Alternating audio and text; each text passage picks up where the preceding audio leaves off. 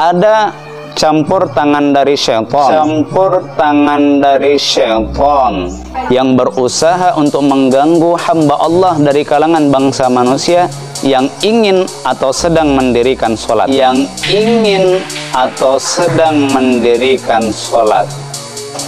Adakah ciri-cirinya yang lain?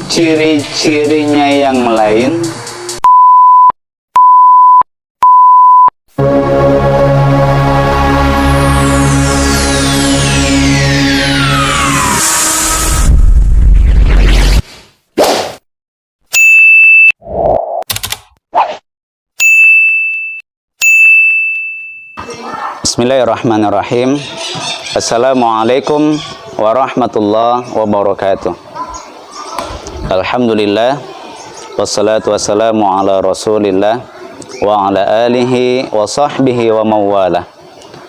Rabbi syrah li sadari wa yassir li amri wahlul uqdatam min lisani yafqahu qawli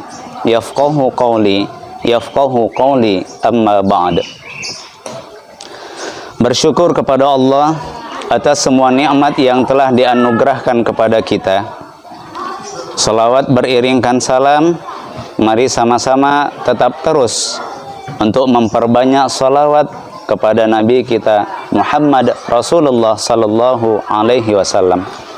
Mudah-mudahan di hari kiamat kelak kita berhak mendapatkan syafaat dari beliau. Amin, amin ya rabbal alamin. Teman-teman Ruqyah Syar'iyah Simalungun yang dirahmati Allah, sebagaimana pokok bahasan yang sudah kita bahas kemarin, di mana Nabi Shallallahu Alaihi Wasallam menyampaikan di dalam hadisnya bahwa ada campur tangan dari syaitan, ada campur tangan dari bangsa jin yang berusaha untuk mengganggu hamba Allah dari kalangan bangsa manusia yang ingin atau sedang mendirikan sholat. Dan di dalam hadis tersebut, pertama, selama kita tidak merasakan adanya angin yang keluar dari dubur, yang kedua, dan kita tidak mendengar suara angin, maka lanjutkanlah sholat tersebut. Karena itu merupakan bahagian dari waswas yang didatangkan oleh syaitan. Itu merupakan ciri kalau ada jin yang berusaha untuk menghalangi sholat seorang hamba yang ingin menghadap kepada Tuhannya. Teman-teman Ruqyah Syar'iyah Simalungun yang dirahmati Allah, itu masih 2 poin tentang ciri dari gangguan jin, atau bisa kita katakan sihir, yang berusaha untuk menyerang manusia di dalam sholatnya. Ada syaitan yang berusaha untuk mengganggu sholat seseorang. Adakah ciri-cirinya yang lain? Nah, di sini poin demi poin akan kita ungkap secara detail dan mendalam. Yang pertama, adanya suara-suara atau bisikan-bisikan berupa larangan, bahkan ancaman agar ia bisa meninggalkan sholatnya. Contoh, kita sudah selesai mengambil air wudhu dan kita sudah siap berdiri untuk mendirikan sholat. Ternyata kita mendengar bisikan langsung di telinga kita, jangan kamu sholat. Atau ada ancaman, kalau kamu sholat, kamu akan aku bunuh. Kalau kamu masih mau sholat juga, maka kamu akan aku buat lumpuh. Jadi ini bisikan-bisikan langsung didengar oleh telinga, dan ini merupakan ciri dari gangguan jin ataupun syaitan di dalam sholat seseorang. Ciri yang berikutnya, tubuh terasa lemas, ngantuk, bahkan bisa jadi beberapa anggota tubuh itu lumpuh. Dan lumpuhnya bukan karena sebab medis, bukan karena kolesterol, bukan karena darah tinggi, atau bukan karena patah tulang. Jadi lumpuh saja secara mendadak tanpa sebab. Kemudian beberapa anggota tubuh terasa tegang, terasa kaku, seperti tangan, kaki, pinggang, leher, dan lain-lain. Ciri yang berikutnya, ada beberapa anggota tubuh yang terasa seperti kedutan. Kedutan itu seperti ada daging yang bisa kita katakan seperti ada benda yang lompat-lompat. Jadi kedutan dia, kedutan. Seperti ada yang menendang-nendang. Kemudian kepala terasa nyut-nyutan, mendenyut, sakit, pening, nyeri, dan lain sebagainya. Kemudian terasa kebas tanpa sebab. Padahal tubuh kita tidak ada benda yang menekan dan tidak ada orang yang menimpa tubuh kita. Jadi terasa kebas. Poin yang berikutnya, mulut tidak bisa terbuka dan tidak bisa bergerak. Bayangkan ketika kita ingin membaca surah Al-Fatihah, tiba-tiba mulut terkunci, tidak bisa digerakkan, terasa kaku mulut itu. Bahkan seperti hilangnya suara tanpa sebab. Hilang suara itu pada saat kita sedang membaca surah Al-Fatihah. Alhamdulillahi Rabbil Alamin. Pas begitu kita membaca ayat yang kedua, Ar-Rahmanir Rahim, ternyata tidak ada suara yang muncul dari tenggorokan kita. Ciri yang berikutnya, tubuh bergerak-gerak sendiri atau bergoyang-goyang. Jadi bukan karena kita yang menggerak-gerakkannya dan bukan karena kita yang menggoyang-goyangkannya. Secara otomatis nih, secara otomatis bergerak-gerak sendiri, bahkan bergoyang-goyang. Seperti ada yang mengendalikan. Tangan tiba-tiba bergerak, kaki tiba-tiba melebar, kepala tiba-tiba melihat ke kanan, atau tubuh kita tiba-tiba keluar dari arah kiblat. Ciri yang berikutnya, pada saat sedang sholat atau ingin mendirikan sholat, maka bisa saja terjadi kerasukan secara mendadak. Kerasukan, ada jin yang merasuki tubuh manusia. Kerasukan, dan ini terjadi dengan secara tiba-tiba. Berteriak tanpa disadari, tanpa ada masalah, tanpa ada timbul ketakutan, tiba-tiba berteriak dengan sekuat-kuatnya.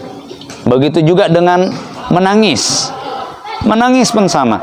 Tidak ada sebab, karena ada sesuatu hal yang membuat dia sedih, dia menangis sendiri. Tidak ada yang menyakitin hatinya, dia menangis sendiri. Dan sangat histeris. Merasa seperti ada yang berjalan di perut. Masya Allah. Bukan karena lapar dan bukan karena perut dalam keadaan kosong, tapi memang kita merasa bahwa ada seperti yang berjalan di perut. Terjadi beberapa kasus dari pasien yang kita tangani, itu sebesar telur angsa ada di perut sebelah kiri, dan pada saat dia sedang membaca surah Al-Fatihah, yang sebesar telur angsa ini itu bergerak ke bagian dada, dan kata abang itu terasa sangat sakit luar biasa. Berpindah ke perut sebelah kanan, bahkan bukan hanya di bagian perut, bisa saja nanti berpindah ke punggung, ke bahu, ke leher, kepala, kaki, dan lain sebagainya. Kita lanjut pada poin yang berikutnya. Mendadak perut terasa mual, tapi konsepnya bukan karena masuk angin dan bukan karena asam lambung. Mual seperti ingin muntah, bahkan bisa saja langsung muntah tanpa sebab, padahal kepala tidak pusing, tidak masuk angin, dan tidak terkena penyakit asam lambung. Teman-teman yang dirahmati Allah, masih banyak lagi poin-poin yang merupakan ciri dari gangguan jin, di mana jin atau sihir, santet, teluh, dan lain sebagainya itu menyerang tubuh manusia. Kita lanjut kepada ciri yang berikutnya. Merasa seperti ada yang melihat. Masya Allah, kita sendiri nih. Padahal kalau kita sholat di kamar, pintu dalam keadaan tertutup, tapi kita merasa seperti ada yang melihat kita, ada yang mengawasi kita. Ketika kita melakukan gerakan-gerakan sujud, ruku, i'tidal, dan semua gerakan-gerakan dalam sholat, kita merasa seperti ada yang mengikuti gerakan-gerakan kita. Kita ruku, tiba-tiba seperti ada bayangan yang ikut ruku juga. Kita sujud, kita merasa seperti ada yang mengikuti kalau dia juga ikut sujud. Yang selanjutnya, setelah selesai sholat, mendadak langsung dia tertidur. Ini bukan karena capek, bukan karena lelah setelah beraktivitas, bukan karena lelah disebabkan karena banyaknya pikiran, bukan. Dia dalam keadaan normal. Tapi setelah selesai mendirikan sholat, begitu mengucap salam ke kanan, mengucap salam ke kiri, bam, tidur langsung tanpa sebab. Kemudian mengalami mimpi-mimpi buruk atau menakutkan setelah mendirikan sholat. Masya Allah. Contoh, kita sholat isya. Setelah kita mendirikan sholat isya, wajar pukul 10 malam kita istirahat, kita tertidur pulas. Ternyata saat itu kita mimpi buruk. Ada seseorang yang sangat besar, hitam, tegap. Dan saat itu dia berusaha untuk menyiksa kita. Dan perintahnya apa? Jangan kamu dirikan sholat. Bam, kita dipukul. Bam, kita dihantam. Bahkan kita dibunuh pada saat itu.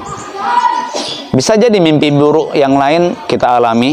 Mimpi kita meninggal dunia, mimpi kebanjiran, mimpi melihat hari kiamat, mimpi melihat bulan terbelah menjadi 5, mimpi bintang-bintang berguguran, mimpi kalau kita dikejar kuntilanak, begu, gondoruo, tuyul, dan lain sebagainya. Mimpi ada harimau yang mengikuti kita, bahkan menerkam kita. Mimpi ada ular yang berusaha untuk mematok kita, dan lain sebagainya. Intinya, setiap mimpi buruk yang menakutkan itu datangnya dari syaitan. Apalagi setelah kita mendirikan sholat. Jantung berdebar, bayangkan. Itu menjadi pertanyaan besar. Apabila kita sudah siap untuk berdiri, mengangkat tangan untuk bertakbiratul ihram, tiba-tiba jantung berdebar, nafas menjadi sesak, bisa saja langsung pingsan pada saat itu. Tubuh menggigil kedinginan. Masya Allah, ini dahsyat ya teman-teman ya. Tubuh menggigil kedinginan.